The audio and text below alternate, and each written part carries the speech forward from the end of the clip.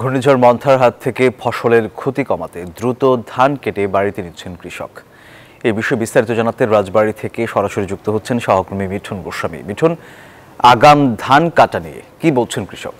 প্রাকৃতিক দুর্যোগ যে ঘূর্ণিঝড় মন্থা, সেটির প্রভাব আসলে কৃষি বিভাগ বলেছে আজকে রাতের পরে প্রভাবটি আসতে পারে, যার কারণে কিন্তু ইতিমধ্যেই কৃষকরা কিন্তু কৃষি বিভাগের যে তথ্য সেই অনুযায়ী কিন্তু ইতিমধ্যেই ধানগুলো আসলে আগাম জাতের যে ধানগুলো আবাদ করেছিল, যেটি পেকে গেছে, যেটি কাটার উপযুক্ত হয়েছে, সেই ধানগুলো কিন্তু ইতিমধ্যে কাটতে শুরু করছে। আমরা দেখাবো একটু মাঠেই কিন্তু সেই ধানগুলো কাটছে এবং এখানেই মাড়াই করছে, যার কারণে এই খড় থেকে ধান আলাদা করতে ব্যস্ত রয়েছে কৃষকরা বলছে যে যদি কিনা এটি বৃষ্টি হয় তাহলে এই ধানটি ব্যাপকভাবে ক্ষতিগ্রস্ত হবে, যার কারণে কিন্তু কৃষক সেই ক্ষতি পোষাতে কিন্তু ইতিমধ্যেই মাঠের যে পাকা ধানগুলো সেই ধানগুলো কাটছে এবং সেই মাঠেই কিন্তু এই ধানগুলো মাড়াই করছে, যার কারণে কিন্তু যে ধান সেই ধানটি কিন্তু যাতে করে এই রাতের আগেই তারা তাদের বাড়িতে তুলতে পারে, সেই সাথে কিন্তু খড়গুলোও এখান থেকে তারা যেখানে আসলে একটু নিরাপদ মনে করবে সেখানে কিন্তু নিয়ে যাচ্ছে। আমরা দেখেছি যে ইতিমধ্যেই কিন্তু প্রতিটি ধান মাঠেই কিন্তু কৃষকরা কিন্তু ব্যস্ত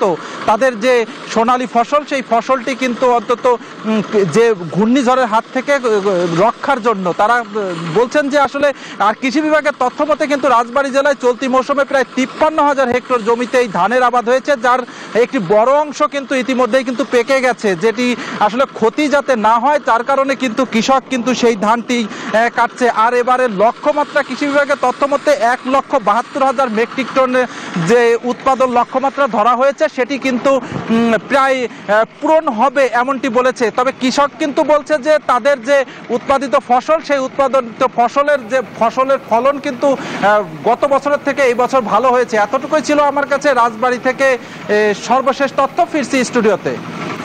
বান্ডেল থাকলে প্রতি সেনমানিতে টাকা বাঁচবে। বিকাশ সেনমানি বান্ডেল কিনে জিতুন প্রতি লেনদেনে।